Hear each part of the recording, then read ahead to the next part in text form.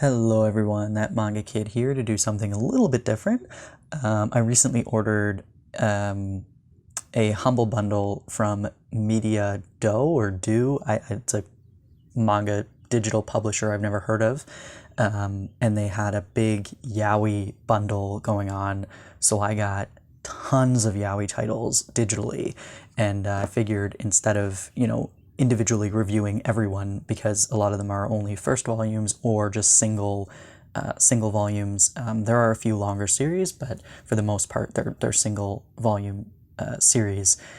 I figured instead of making a million videos one at a time, I would do kind of little yaoi roundup review videos of about 5 titles at a time. So I've read the first 5 titles out of this bundle, and I figured I would just kind of go through them and give you my thoughts. So the first is Aggo and His Curse by Siam Kuju, and I will put the titles and the mangaka in the description for all 5 of the titles I'm going to speak about. But this one follows Seiji and Miyamoto. So Seiji is here, and this is Miyamoto. And Seiji is extremely conceited, self-centered, thinks he is the best gift on the entire planet, and that everybody is just blessed to be in his presence. He's gorgeous, and he's he just thinks that he's the best thing ever, and he calls this girl ugly, and she puts a curse on him that he will be ugly to when he looks at himself in the mirror, and then also that the person he loves will see him as ugly. And so, but to everybody else, he still just looks the same. And so, he's like, oh no, I'm the ugliest thing. So you can see under this umbrella, you've got like the pretty version and the ugly version, which honestly, he doesn't look that bad. But to him, he's like, this is the end of the world. He has this best friend who just kind of follows him around like a puppy. And so he meets Miyamoto, this other guy, and he saves his dog or something like that, and then he meets him when he's still pretty, and then he goes to school the next day, and Miyamoto doesn't recognize him. And so he's like, why wouldn't he recognize me? I'm like the most gorgeous thing ever. Then he realizes he's ugly, and that Miyamoto also sees him as ugly, and then he realizes that he has feelings for Miyamoto because the curse is supposed to affect the person that he loves. And so the art is actually quite charming. I really quite enjoyed it.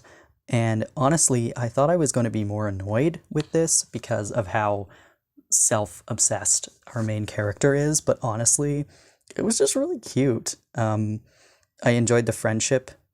I enjoyed the friend. He's kind of dopey and just cute.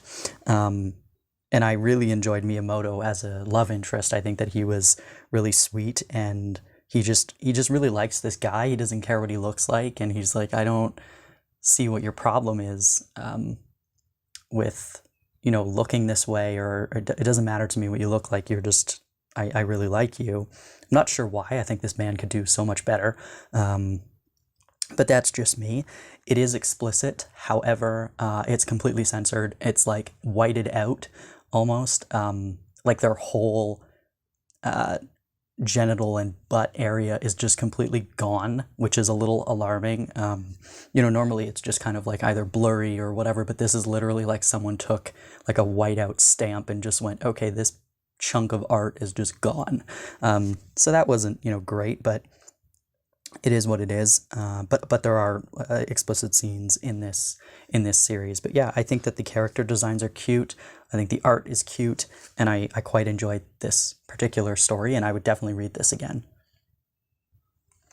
So the second story I read was Apples and the Beast by Hazumi Yuki, and this is a short story collection. The first 2 stories focus on these 2 characters, whose names are Yuya, and then the childhood friend, the darker-haired person, is Ryoichi. So Yuya is just this random guy. He's not very spectacular, honestly. And he reunites after like a decade or something with his childhood friend. who is super overprotective, really attracted to him, and like not interested in Yuya saying no. So there's some like abusive stuff happening. This one isn't really explicit at all. It's more just like he won't let anybody else go near him. He doesn't want him to have any other friends because he's like, no, he's my friend. And it's just weird why this dude who you haven't seen in a decade all of a sudden stakes a claim to him. I don't understand. And because it's literally just like 2 chapters, there's no time to flesh it out. It wasn't interesting. It was more just kind of an annoying story. But there were 2 other short stories in this one. One that focused on a guy who's in the judo club, and then he's fallen for a dude in the archery club. And that one was really short, but I quite enjoyed it. It was just short and cute. I don't know, it was maybe like 20 pages or something. And then the third grouping was a story about a rock singer who falls for this guy who only likes enka music. And this is from the first story, but there's kind of the art. It's cute. It's nothing spectacular, but it was cute. But the music story was also quite cute. So I liked that it kind of focused on this one. I don't know what we were supposed to be focusing on. Horrible friendships. I don't know. But the other 2 focused on, like, one was a sports sort of related one, and the other one was music related. And I thought that was kind of fun. So, you know, it's a short story collection, and it was okay. It wasn't fantastic. Now we reached my favorite of the first 5 that I've read, and this is called A Touch of the Lovebug by Juugorou Isaka. This one was the most explicit. It was very much like, it was extremely explicit, but again, censored. Not in the same way. It was only the genitals that have it's the invisible penis thing, but not like the whole stamped out section like the first title was. But yeah, this is A Touch of the Lovebug. This is a gang story, which I love. It reminded me of like Jealousy or what is it? Like Ranma Rosaria titles almost, the dynamic between these 2, and I love Ranma Rosaria, so this was a really good one. So Takamura is 18 years old, and Renge is in his mid-30s. Takamura is the guy with the glasses, and Renge is the blonde one. Both of them are from rival gangs, and so Takamura goes to infiltrate the bar that Renge owns, and he's trying to seduce him to get information about something, and Renge sees through him right immediately. He's like, I know who you are. He like toys with him a bit, and then they start sleeping together, and Takamura is like, I'm going to still get this information from you, and Renge is like, yeah, whatever. But they continue to sleep with each other despite the fact that they both know that this is like, he's not going to complete the job that he's been set out to do, and now they're just, you know, playing with fire here, because they really shouldn't be interacting with each other if they know each other's deal, right? Like, it was supposed to be a secret operation.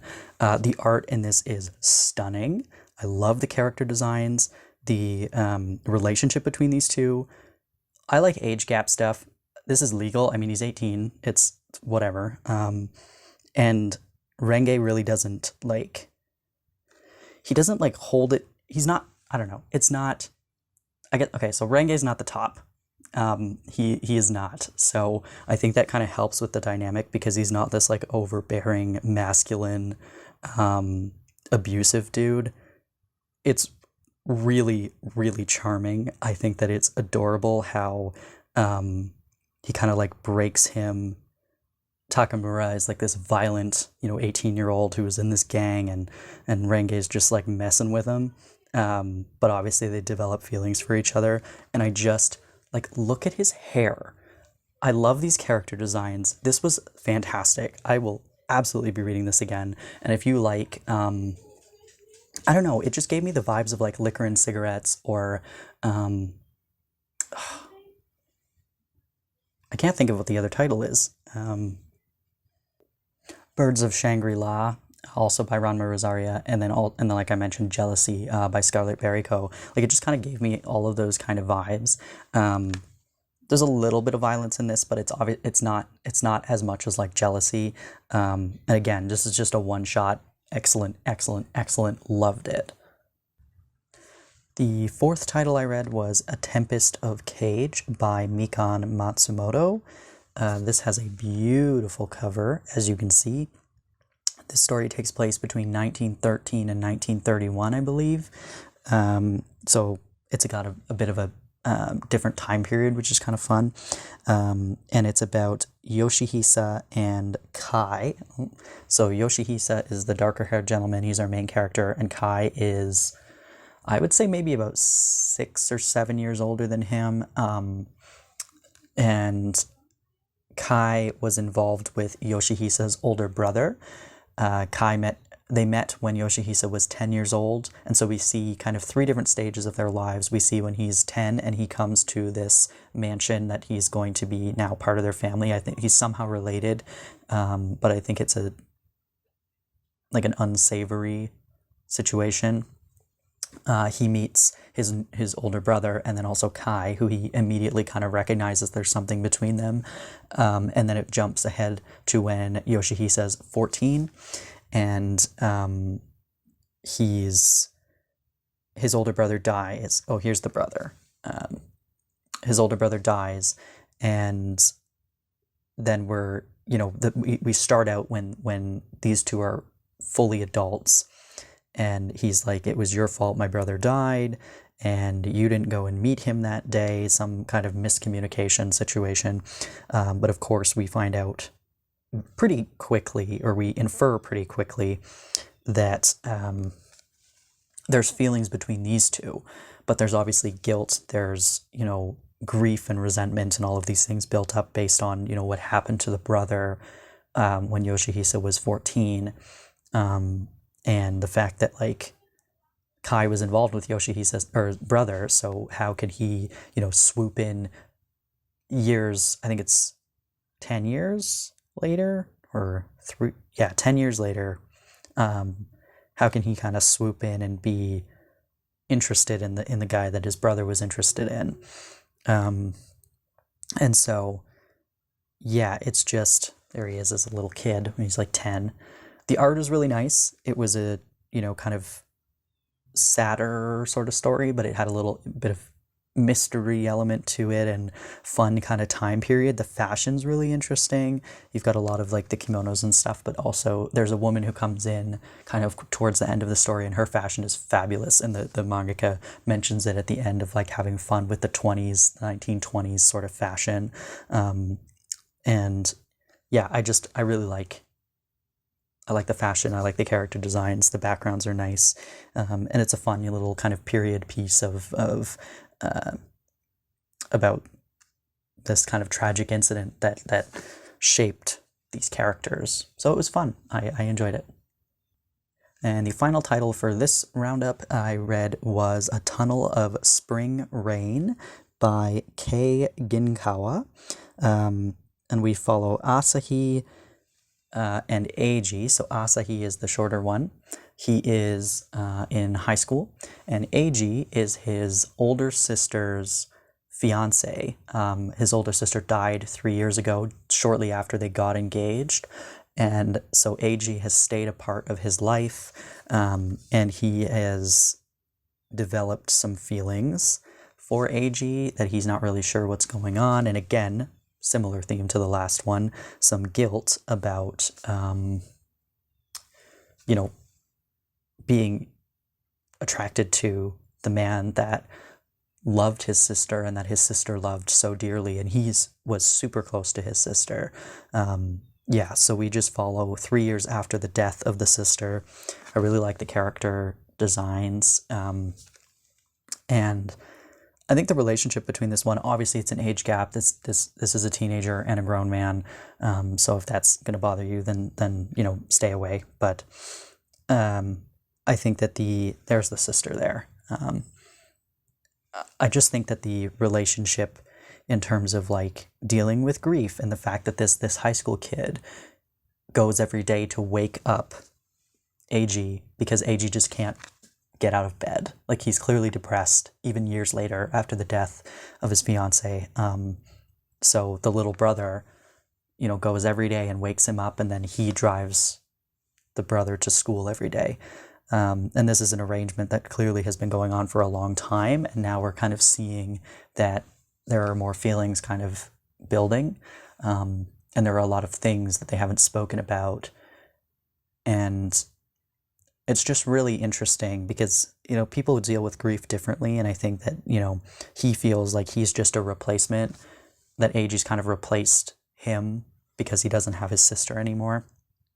Or like using him as a replacement for the sister, when that's not really the case. Like Eiji sees him as a separate person that he has also come to love.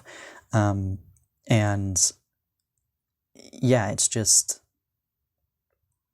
really another sad one, but it's interesting and it's cute. And I think there was a little bit of explicit content, but not a lot. Honestly, after the A Touch of the Lovebug, which was just completely explicit, all these other ones were like, there wasn't really anything in this. Yeah, they all kind of had varying degrees of explicitness, but yeah, I mean, I enjoyed all of them. There wasn't a single one. I mean, The Apples and the Beast was my least favorite by far, but I didn't hate it. There are some titles that you read, like yaoi titles that you read, and you're just like, this is god awful. I don't know why this exists. But none of these, at least so far, these 5 were fine. So hopefully you enjoyed, because there will be more of these videos. I've got a ton of digital yaoi to read now, and I'm hoping to kind of, you know, read 5 or so at a time and just kind of release them like this. Because these are titles that all of them I had never heard of, and yeah, if you have read any of these, I'd love to hear your thoughts. If you have read any other stuff by, I think it was Media Do or Do, let me know your thoughts, because again, this is a new publisher to me as well. Anyway, thanks for watching.